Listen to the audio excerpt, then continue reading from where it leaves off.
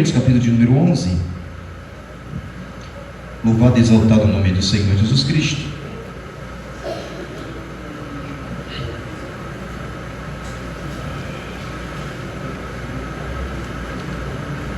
A importância de ter comunhão. A importância de ter a comunhão.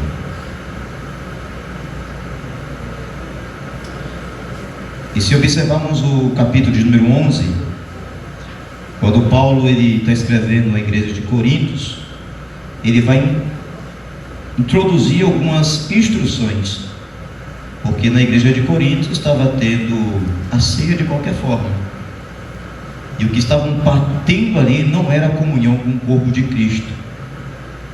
Por que não era comunhão com o corpo de Cristo? Comunhão com o corpo começa quando há comunhão entre os irmãos. E se você observar lá no finalzinho, ele fala: e olha, eu te digo algo, quando você esperar em um, ou seja, um ditado que há por aí fora, ima, cada um com o seu, estava mais ou menos acontecendo na igreja de Corinto. Ainda bem que acabou isso nos dias atuais, né? Ô Jesus, tem misericórdia da minha alma, Pai. Amém, igreja? Amém. Oh Deus. Porque eu recebi do Senhor este ensinamento, que passei para vocês, que o Senhor Jesus na noite que foi, pegou o pão e, tendo dado graça, partiu e disse: este é o meu corpo, que é entregue em favor de vós. Quem é que estava ali junto com Cristo? Quem estava ali junto com Cristo? Os discípulos. Então, é interessante que quando Cristo ele ordena aos seus discípulos: olha, vá, procure um lugar e prepare este lugar para que nós possamos ceiar. Um discípulo pergunta: como é que vamos encontrar? Quando tu chegar na cidade, vai encontrar um homem com um cântaro de água na mão. Segue ele. Pergunte ele aonde é o local para ceia, para reunião com o nosso Senhor. Ele vai te conduzir até uma sala ampla e estará já arrumada.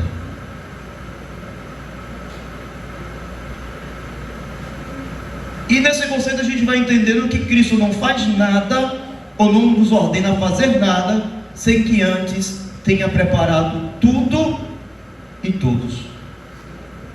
Tudo e todos. Então, quando ele ordenou os discípulos para ir preparar o lugar, ele já tinha preparado uma pessoa para recepcionar os discípulos, e essa pessoa já estava com o lugar em ordem para que pudesse ter a ceia.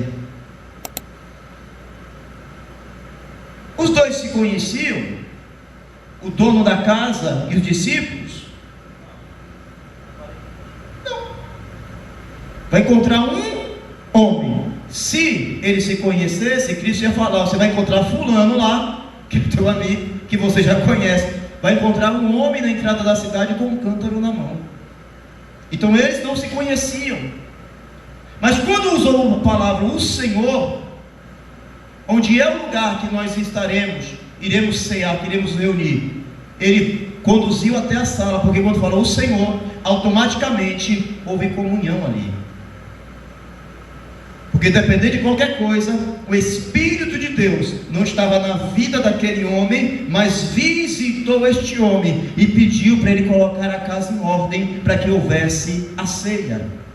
E aqui eu começo a aprender algo interessante. Cristo não irá participar de uma ceia se a casa não estiver em ordem. E aí eu começo aqui passear um pouquinho. E que casa é essa que nesse conceito está falando? A Bíblia nos orienta que agora nós somos templo, morada de quem? Morada de quem? Não tem como eu ter uma comunhão com Cristo se eu não tiver com a minha casa em ordem. Interessante que quando os discípulos chegaram na casa, a casa estava arrumada. E o primeiro processo que o Espírito Santo faz em nossas vidas é uma faxina, é arrumar a casa. Porque ele não vai ficar num ambiente onde não tem limpeza.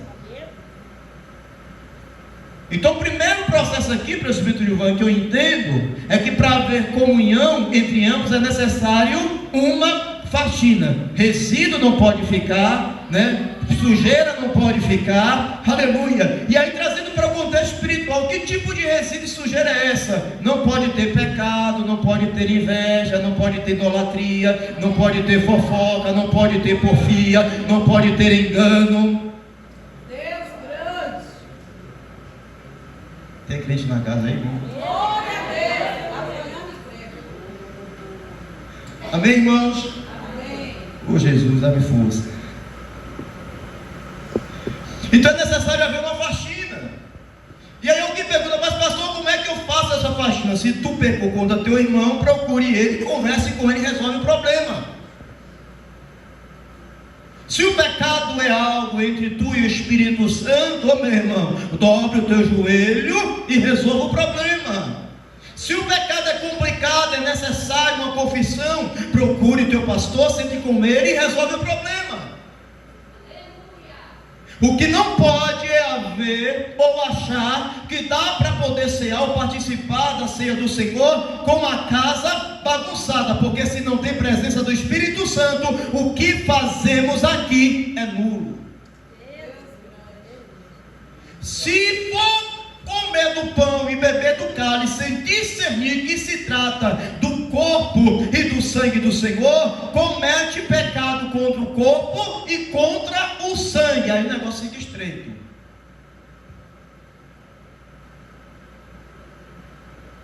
Amém, igreja? Fala para o teu irmão, é necessário que tenhamos comunhão. Glória a Deus.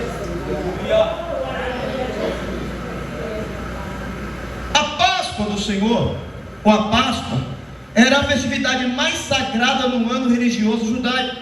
Comemorava a praga final no Egito, quando os primogênitos do Egito morreram e os israelitas foram poupados por causa do sangue de um cordeiro que foi espargido em seus portais. Então o cordeiro foi assado e comido com pão sem levedura. A ordem de Deus foi que através das gerações vindouras a festividade fosse celebrada. A história está registrada em Êxodo capítulo 12. Só que a ordem que foi dada por Deus a Moisés para passar para o povo hebreu era o seguinte: olha, pegue um cordeiro, pegue o que, irmãos? Imole ele, sacrifique ele, pegue o sangue deste cordeiro e faça o que? Passe nos umbrais da porta da casa, asse o cordeiro e jante com seus filhos. Se o teu vizinho não tem condição de ter um cordeiro, convide ele para que se assente à mesa contigo, porque tanto a tua casa quanto a casa do teu vizinho que estará contigo estarão protegidos.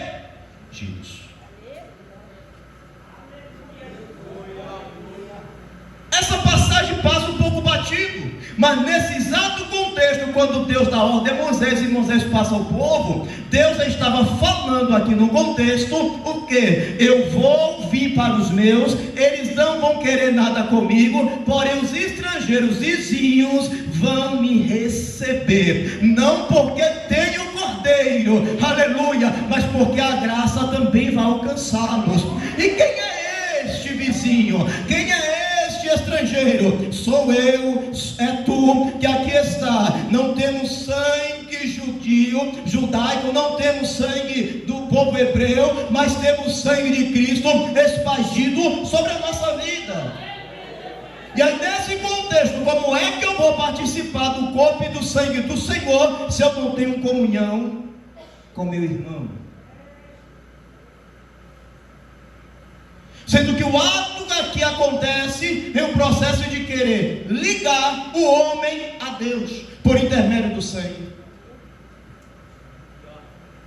Durante a celebração, Jesus e os discípulos possivelmente cantaram juntos alguns louvores, alguns cânticos, salmos, canções de adoração a Deus. Mas pastor, salmos porque já tinham salmos escritos, porque dentre eles alguns salmos foram escritos pelo próprio Moisés,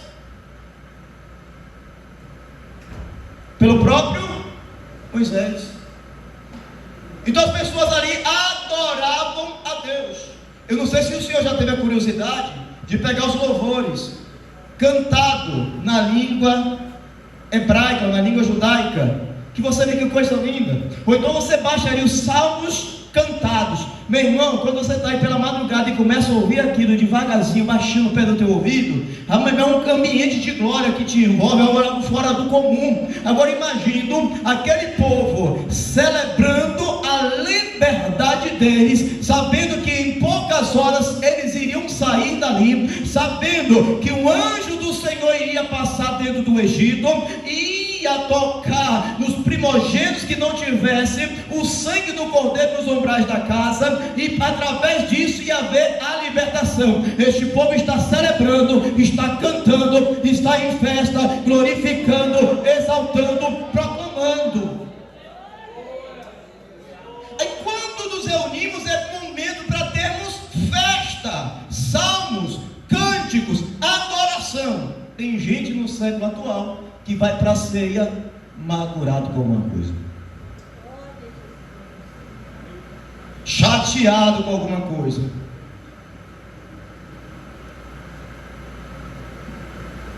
amargo consigo mesmo e com o mundo inteiro. Vai participar de quê? Sendo que a ceia representa libertação e transformação, sendo que a ceia representa liberdade, sendo que a ceia representa festa em nossas vidas. Aleluia. Se nós observarmos aqui os Salmos 111 e os Salmos 118, depois dá uma lida em casa. Aleluia. A celebração, graça, júbilo. Ali o salmista adorando, glorificando e exaltando a Deus por tudo que o Senhor fez na vida dele. Eu falei para uma pessoa: rapaz, eu não sou digno de pedir mais nada para Deus. Aleluia. O que eu não merecia, Ele me deu. O que eu merecia, Ele tirou. E ainda fez promessas de coisas grandes para com a minha vida. Eu só tenho que andar agradecendo. Santo, santo, santo, santo é o Senhor. Grande, grande é o Senhor. Obrigado, meu Deus. Obrigado, meu Deus. Aleluia. Porque não somos dignos de nada, mas a misericórdia dEle e a graça dEle nos alcançou. Nos alcançou. Assim como a misericórdia de Deus alcançou aquele povo no Egito.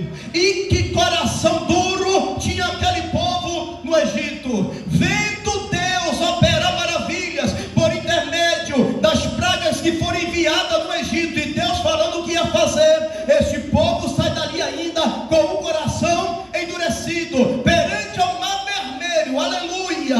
Terá que não tinha espaço suficiente para nos sepultar e nos trouxe para morrer aqui. Aleluia. E vê o mar se abrir para que o povo pudesse passar a pés enxutos. Mesmo assim, do outro lado, este povo ainda pecou contra Deus, e Deus ainda tira esse povo do Egito. Então o ato de eu cultuar a Deus hoje e de vir aqui celebrar ao Senhor neste culto de Santa Ceia, eu preciso estar com a minha alma leve, eu preciso estar com meu coração, aleluia, saltitando de alegria, de felicidade e de gozo. Mas para isso eu preciso estar com a consciência leve. Aleluia. Não tem como ter intimidade ou comunhão com o Espírito Santo se eu não consigo ter intimidade e comunhão com quem eu vejo todos os dias. Porque se eu não tenho intimidade contigo, presbítero, eu não vou conseguir ter intimidade com o Espírito Santo. Pastor, que negócio é esse? Lá ele vai explicar nas orações ali, indicando como se orar o Pai Nosso. Ele vai falar sobre isso também, quando tudo aquilo que queira que faça contigo, faça com o teu próximo. Aleluia! Se você quer ser abençoado por Deus, abençoe o teu próximo. Se quer ser ajudado por Deus, ajude o teu próximo. Se quer ser amado pelos céus, ame o teu próximo. Se quer receber perdão, perdoe o teu próximo. Aleluia. Estou sentindo uma graça no ambiente. Aleluia. Aleluia.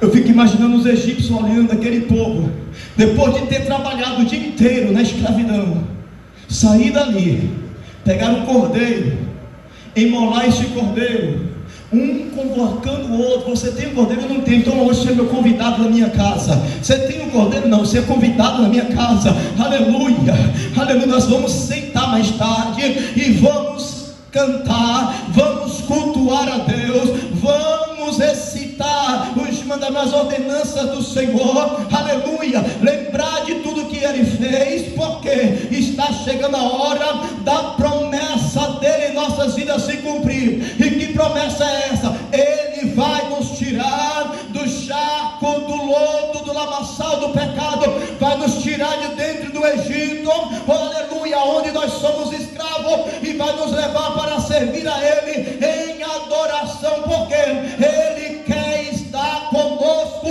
todos os dias. Os egípcios olhando, aquele povo é doido, estão matando os cordeiros tudo, aleluia.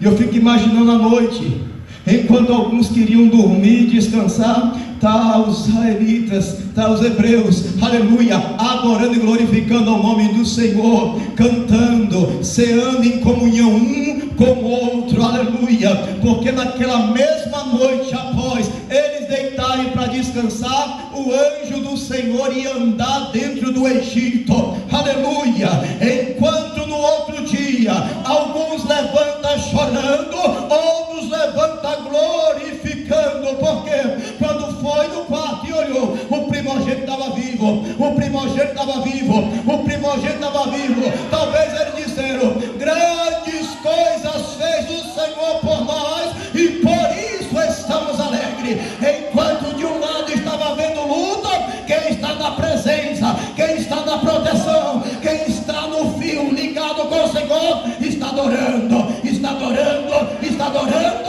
e sentindo a presença do Senhor. Aleluia, aleluia, o glória, exaltando, Jesus tomando o pão, deu graças a Deus, partiu-lo e distribuiu aos discípulos, disse: tomai, comei, este é o meu corpo que é partido por vós. Do mesmo modo, tomou o cálice e depois de cear, deu-lhes o cálice e dele beberam, e ele disse: esse cálice é o novo testamento no meu sangue, que é derramado por vós, fazei isto em memória de mim. Ele concluiu a ceia cantando um hino, e eles saíram pela noite até ao Monte das Oliveiras. Foi lá que Jesus foi traído, como predito por Judas. No dia seguinte ele foi crucificado. O que é o Judas? Judas é aquele que participa sem comunhão, está no ambiente, mas a alma dele não é ligada no ambiente. Deus de glória. Está comendo do pão que simboliza e representa o corpo do nosso mestre, mas não tem parte nisso. Por que não tem parte? Ele é até membro, faz parte da membresia de uma igreja, mas a alma dele não está alicerçada, não está ligada ali. Por que isso, pastor? Se estivesse alicerçada e ligada à membresia, o ambiente, ele andava em comunhão, aleluia. Não é só em andar abraçando o irmão, mas andava em comunhão, como manda os estatutos, como manda as ordenanças, como manda a doutrina da palavra do Senhor. Aqui é uma coisa abençoada, mas em casa é completamente outra. Aqui diz glória a Deus e aleluia, mas sentado à mesa fala mal de A e de B. Aqui é glória a Deus e aleluia, mas lá fora é pornografia e porfia. Aqui é glória a Deus e aleluia, mas dentro de casa é cada palavrão. Aqui é glória a Deus, aleluia, até macho e pula de um pé só, mas dentro de casa amaldiçoa um e amaldiçoa outro. É fonte estranha, não tem comunhão. Oh, glória, aleluia. Tem crente na casa ainda? Aleluia, oh glória, aleluia. Fala para o teu irmão com carinho, cuidado para não ter o mesmo comportamento de Judas. E Judas é apressado. Mas pastor, como assim? Senhor, por acaso sou eu? É aquele que mete a mão com... não espera. Calma aí, pastor, que negócio é esse? O Judas não espera o tempo certo, ele quer passar na frente das coisas. Deus grande. Aleluia. O Judas é aquele que tem o jeito de quem quer o bem para o próximo, mas o interesse é sempre próprio, porque Judas é aquele que mete a mão, que rouba o que não é dele, que pega o que é sagrado, sem discernir que se trata de coisa santa. Fala para o teu irmão, Judas é aquele que toca no que é santo. É aquele que mete a mão comigo, tocou no que é santo. E se você observar o texto, quem parte o pão e dá é Cristo. Quem foi que partiu o pão? E tendo dado graça, partiu e disse: isso é o meu? Isto é o meu? Foi Cristo que estava distribuindo. Judas pega antes do tempo. O que o Senhor é hoje? É o corpo de Cristo? O Senhor é corpo de Cristo? O Senhor é corpo de Cristo? O Senhor é corpo de Cristo? A senhora é corpo de Cristo? Vou falar um negócio aqui, talvez vai dar um nó na cabeça de alguém. Saber que todo aquele que toca em ti com falatório está tocando no corpo de Cristo. Deus de glória. Aquela irmã, isso, está tocando no corpo de Cristo. Deus grande. Atitude de Judas. Na frente sorri, mas por trás está vendendo. É carabanaço. Oh Deus, tu és fiel Meu e Deus. soberano, Jesus. Aleluia. Eu quero entrar aqui, mas precisa do meu da área. Aleluia. Na frente abraça, mas se junta com pessoas para poder falar mal. Oh Deus. Aleluia. Deixa eu te dar um conselho. Não foi tu, criatura, que morreu por ele. Quem morreu por ele foi Jesus Cristo. Ele não morreu por uma pessoa perfeita. Ele amou por alguém arrependido. Aleluia. Quer um conselho? Ei, sai do corpo de Judas. Para de se encarnar como Judas. Aleluia. Deixa o Espírito Santo habitar em vós, fazer uma faxina, fazer de você um novo vaso. Porque, aleluia, para de tocar no que é santo e sagrado. Fala, Jesus. Aleluia. É por porque o jeito dele não me agrada, talvez não agrada a você, mas Cristo chamou ele daquele jeitinho. Deixa Cristo trabalhar, deixa Cristo moldar, deixa Cristo fazer, aleluia. É uma coisa que o meu Senhor não tem, é pressa, porque Ele é dono do tempo. Ele vai trabalhando conforme a necessidade de trabalhar. Para de querer ensinar a Deus fazer as coisas, porque Ele é onisciente, onipresente e onipotente. Aonde estava tu, indivíduo, quando Ele criou o alicerce da terra? Se tu não estava lá, então não queira ensinar ao grande arquiteto a trabalhar.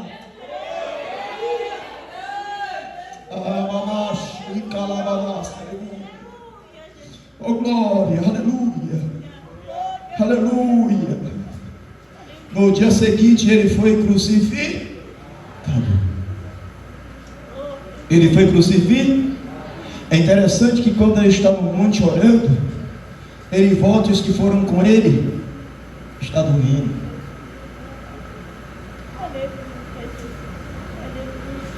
Mas é melhor estar dormindo onde Cristo está do que ter pressa para estar traído a Ele.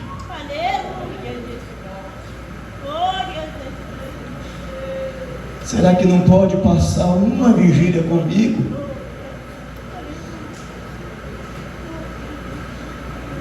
Será que não pode passar a vigília comigo?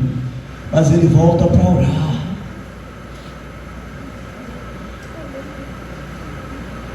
O espírito está pronto. Ô Pedro, mas a carne ainda é fraca, Pedro. E enquanto isso, aonde é que Judas está? Enquanto alguém está, mesmo cansado, no monte com o mestre, Judas está procurando interesses próprios.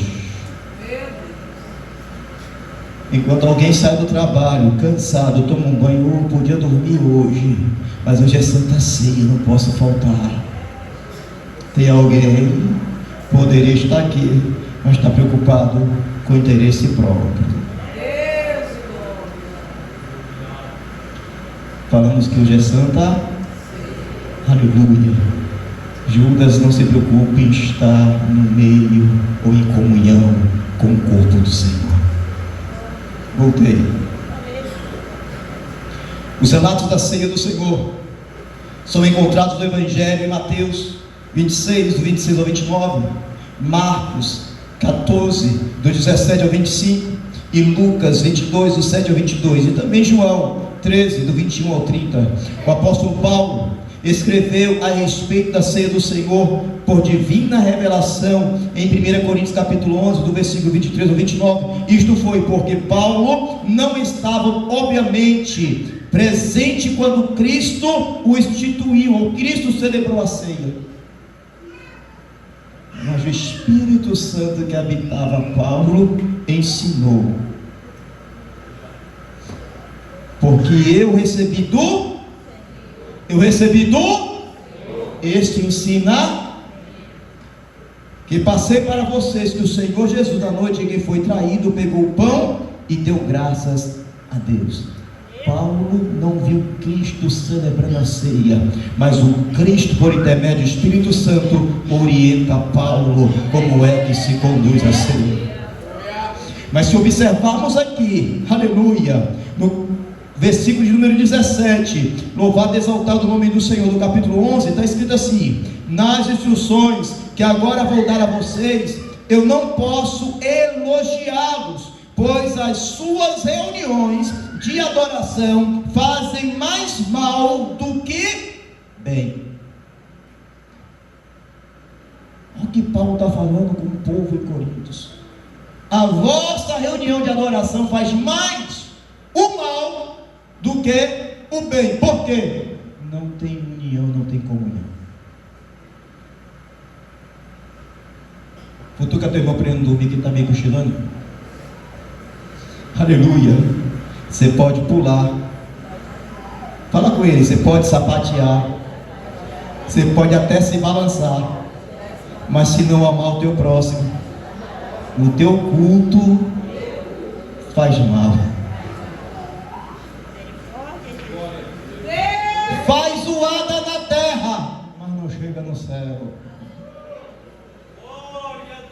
empolga na terra, mas não chega no céu. Enquanto tem outros que não faz zoada nenhuma aqui, mas tem comunhão no íntimo.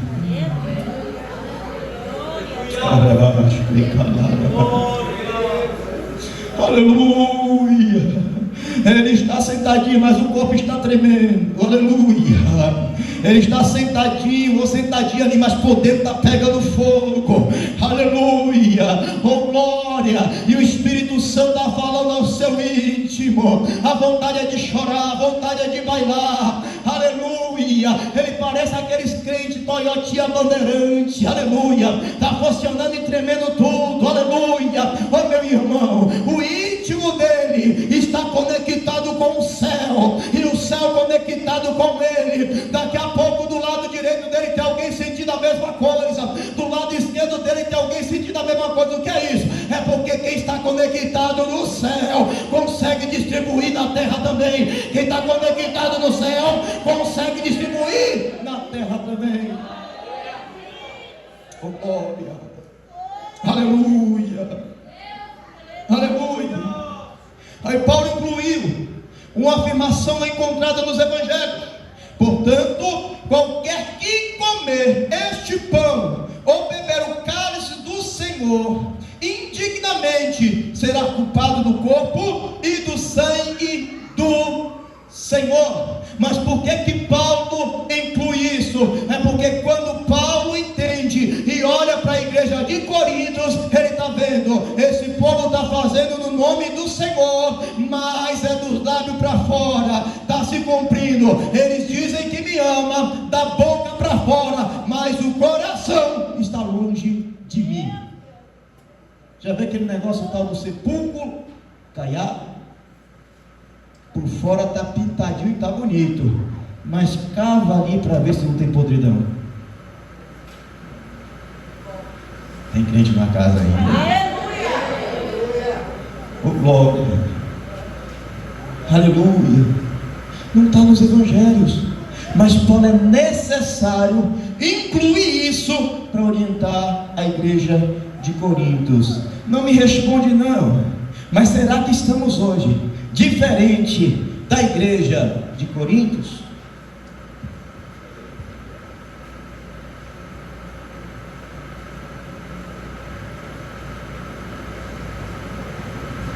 Oh glória. Examine-se, pois, o homem assim, e assim coma deste pão e beba deste, porque o que come e bebe indignamente, come e bebe para a sua própria oh glória.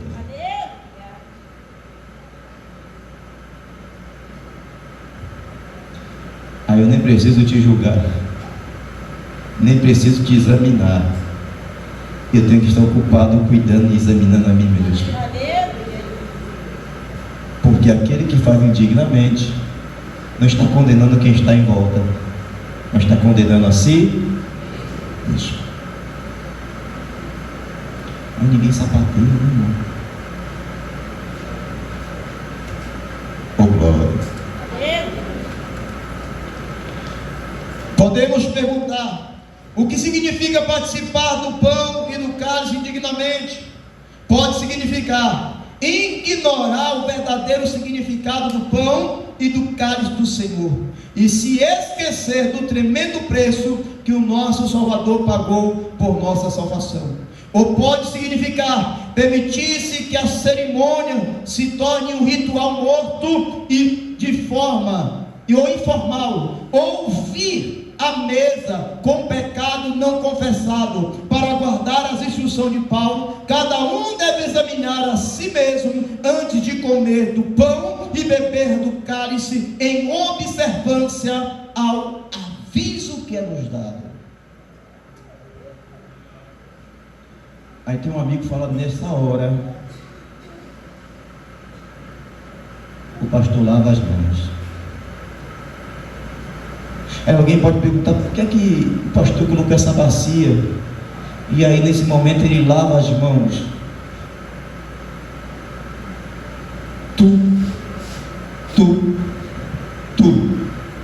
Eu sou responsável, somos responsáveis pelas nossas escolhas e atitudes.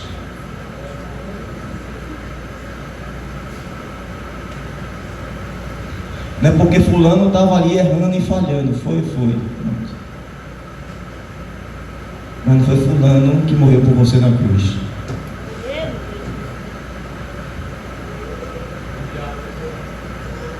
Finalizando para a gente encerrar. Outra afirmação de Paulo que não se encontra incluída no Evangelho é porque todas as vezes que comeres este pão e beber este cálice, anunciar a morte do Senhor até que Ele, isto colocado um limite de tempo à cerimônia, até a volta de nosso Senhor. Através destes breves relatos, aprendemos como Jesus usou dois dos mais perecíveis elementos como símbolo de seu corpo e sangue, e os inaugurou como um monumento à sua morte. Não foi um monumento de mármore esculpido ou de latão moldado, mas o pão e o suco de uva. Se tu pega a uva e deixa fora da geladeira, em poucos dias ela madura, ela fermenta. O pão, se ele está fora do ambiente correto, dependendo do tipo de umidade que ali está, ele começa a mofar e embolorar.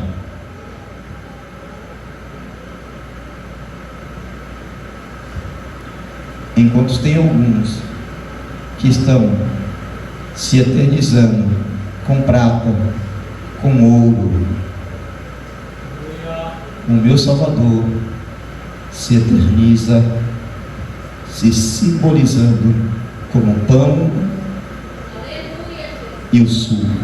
Por que isso? Assim como isso se acaba, em breve eu volto. Em breve eu. Aí ele fala: não tornarão a cear comigo mais aqui na terra, mas em breve. Não entendi, pastor. Eu estou participando da ceia hoje, mas pode ser minha última ceia aqui na terra. Mas pode ser a minha última ceia aqui na terra. Aleluia. Por certo, como isso estraga. E se a gente abrir o suco de uva, aleluia, mexer ele e não pôr na geladeira, 24 horas depois ele está fermentado.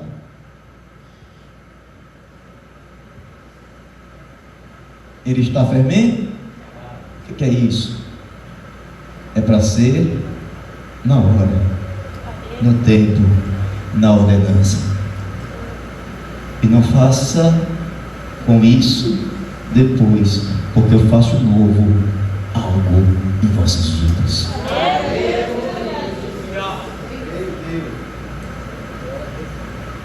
Ele declarou que o pão testemunhava o seu corpo que seria partido.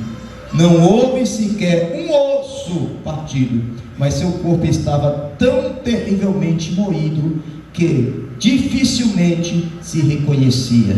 Se observarmos Salmo 22, do 12 ao 17, e Isaías 53, do 4 ao 7, o suco de uva testemunhava de seu sangue, indicado a terrível morte que ele breve experimentaria. Ele, perfeito Filho de Deus, se tornou a realização de incontáveis profecias no Velho Testamento a respeito do Redentor. Pelas suas pisaduras nós somos sarados. Coloquemos sobre nossos pés.